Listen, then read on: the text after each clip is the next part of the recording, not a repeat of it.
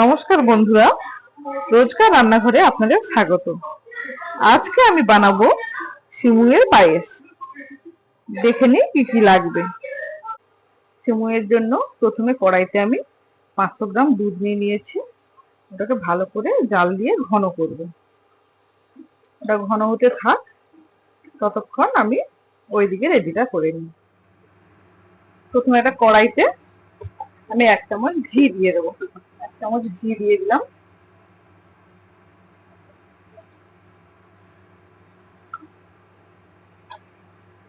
ওই ঘিয়ের মধ্যে একটা কাজু দিয়ে দেবো।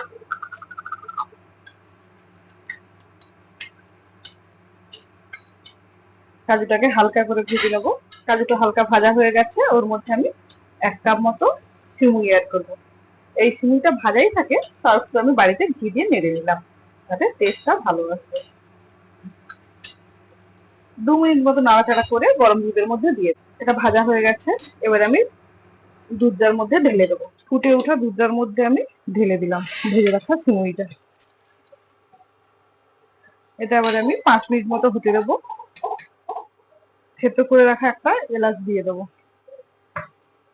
ভালো করে মিশিয়ে নেবো।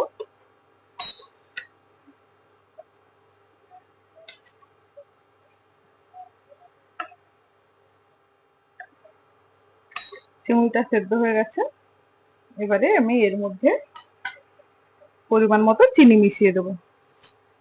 যে যেমন মিষ্টি খান স্বাদ অনুযায়ী চিনি মিশিয়ে দেবেন।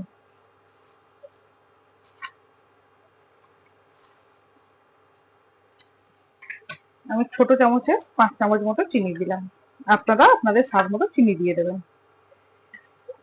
চিনিটা ভালো করে গুলিয়ে গেলে সিমুই আমাদের রেডি হয়ে যাবে। রেডি হয়ে গেছে। এরকম একটু ঝোল ঝোল থাকবে, নামাবো। কেননা যখন ঠান্ডা হয়ে যাবে এটা একেবারে বসে যাবে। আমি এখন অফ করে দিলাম গ্যাসটা। একটু ঠান্ডা হতে দেবো, তারপর পরিবেশন করবো। রেডি আমাদের সিমুই। সবাই খেয়ে জানাবেন কেমন হয়েছে। লাইক, কমেন্ট, শেয়ার অবশ্যই করবেন বন্ধুরা।